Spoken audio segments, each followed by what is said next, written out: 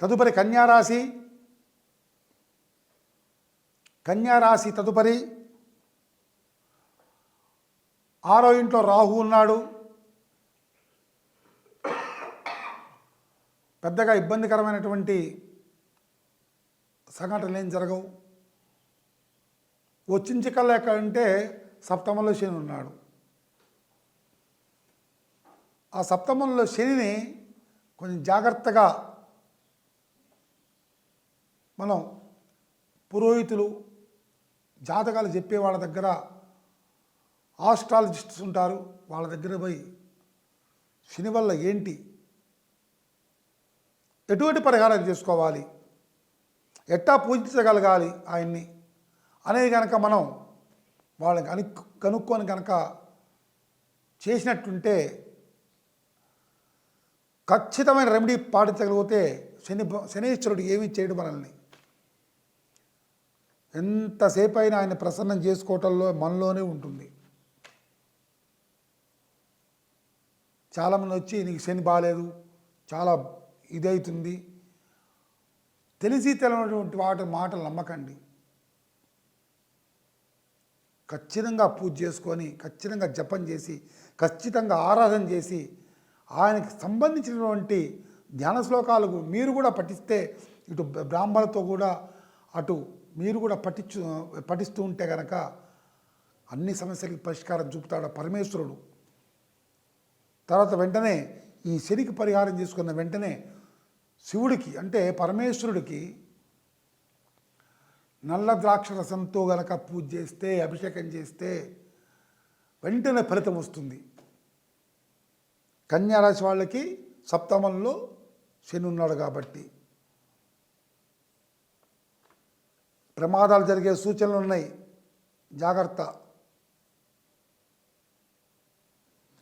తర్వాత అష్టమంలో బుధుడు ఉన్నాడు,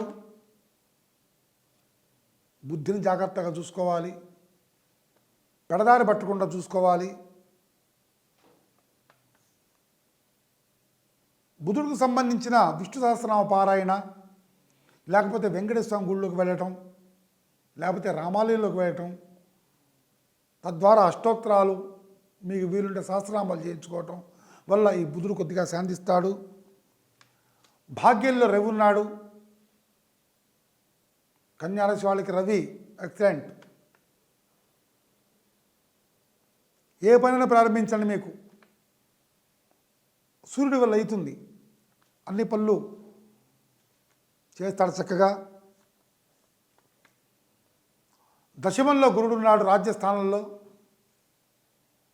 ఆరోగ్యాన్ని జాగ్రత్త చూసుకోవాలి. తర్వాత తినేటప్పుడు నిదానంగా తినాలి. ఈ గురుడు వల్ల గ్యాస్ ప్రాబ్లమ్స్ ఇవన్నీ వచ్చే అవకాశం ఉంది. తర్వాత ఏకాదశిలో కుజుడున్నాడు, ఉన్నా కూడా కర్కాటకంలో నీచ. కొద్దిగా మంచి చేయొచ్చు, ఇబ్బందికరమైనటువంటి ప్రాబ్లమ్స్ ఏం లేవు ఇక్కడ. తర్వాత 12 కేతు ఉన్నాడు. కాళ్ళు చేతులు మొత్తం కూడా తిమ్మిర్లు పెట్టుకోకుండా చూసుకోండి. కేతు జ్ఞానాన్ని ఇస్తాడు.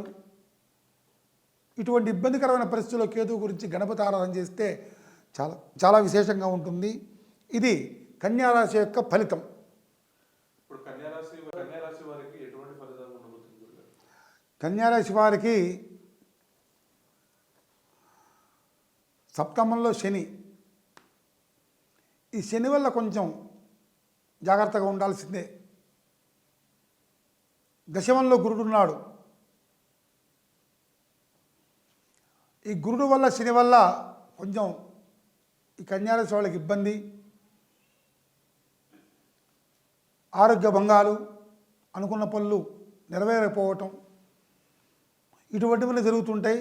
కాబట్టి పురోహితులను సంప్రదించి గురుడికి శనికి చక్కగా పూజ చేసుకొని తగు పరిహారాలు చేసుకుంటే ఈ కన్యారాశి వాళ్ళ జీవితం చాలా చక్కగా ఉంటుంది. ఇది కన్యారాశి వాళ్ళ యొక్క ఫలితం.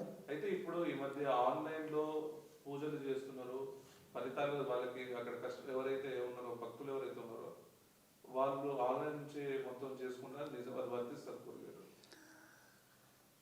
ఆన్లైన్లో అంటే ఆన్లైన్ జాతకం, ఆన్లైన్ పరిహారాలు ఆన్లైన్ లాగానే ఉంటాయి అన్నీ. ఏదైనా సరే ఒక గ్రహం బాగాలేనప్పుడు, ఉదాహరణకు శని ఉన్నాడు, చాలామందికి తెలిసిన గ్రహం శని గ్రహం, లేకపోతే బృహస్పతి అంటే గురుడు. ఈ వాళ్ళ గోత్రం పేరు చెప్పి మనం వాళ్ళ దోష పరిహారార్థం ఇక్కడ నేననేవాడిని ఒకడు ఉండి నలుగురు బ్రాహ్మణులు కలిసి ఇక్కడ కూర్చొని చక్కగా వాళ్ళ గోత్రామాలు చెప్పి ఆ యొక్క మంత్రం ఇట్లా కళ్ళల్లోంచి వెళుతూనే ఉండాలి. ఇటు పక్క ఏం జరిగిందా, ఇటు పక్క ఏం జరిగిందా మనకు అనవసరమైన విషయం. అటువంటి పూజ చేయాలి, అటువంటి జపం చేయాలి, అటువంటి ఆరాధన చేయాలి. చేసి వాళ్ళ పేరు మీద కొబ్బరికాయ కొట్టి వాళ్ళు స్వయంగా ఆ తీర్థం తీసుకొని ఆ కొబ్బరి చిప్పో, లేకపోతే బెల్లం ముక్కో, లేకపోతే జీడిపప్పు కిస్మిస్లో తీసుకున్నట్టుంటే ఆ పరిహారం ఖచ్చితంగా మేము నిరూపించాం కూడా ఎప్పుడో. అటువంటి పరిహారాలు చేసుకోవాలి. ఆన్లైన్ జపం, ఆన్లైన్ పూజ అంటే ఆన్లైన్ లాగానే ఉంటుంది, అంతే ఉంటుంది. దానికి ఫలితం ఏముంటుంది? చేసుకున్నామంటే చేసుకున్నాం, ఒక మానసిక సంతృప్తి ఉండాలి. వీడియో కాల్ చేస్తారు, సత్యావర్తనం చేయించండి గారు అంటారు, మేము ఆచమనం చేయమంటాం, ఆచమనం అంటే ఏంటి అంటారు, ఏం చెప్తాం దాని గురించి? కాబట్టి మనం ఇక్కడ ఉంటే కనుక మన ఎదురుగా ఒక పర్సన్, ఆ వ్యక్తి ఎవరైతే ఉన్నారో వాళ్ళతో నాయన ఇట్లా చేయి గడుక్కోవాలి, ఇట్లా 3 సార్లు తాగాలి, మళ్ళీ చేయి గడుక్కోవాలి, మళ్ళీ శుభ్రంగా తుడుచుకోవాలి, తదనంతరం మీ భార్యకి ఆచమనం చేయించాలి మీరే, అట్లా చెప్పి అట్లా చేస్తుంటే చాలా ఉపయోగకరంగా ఉంటుంది. కానీ ఆన్లైన్లో అంటే ఏంటో వీడెక్కడ ఉంటాడో వాడెక్కడ ఉంటారు, అట్లా ఉంటుంది ఆన్లైన్. ఏదైనా ఖచ్చితంగా ఇక్కడ ఉండగలగాలి మనం, ఉంటేనే విశేషం. ఇది ఫలితం, వాళ్ళది ఫలితం.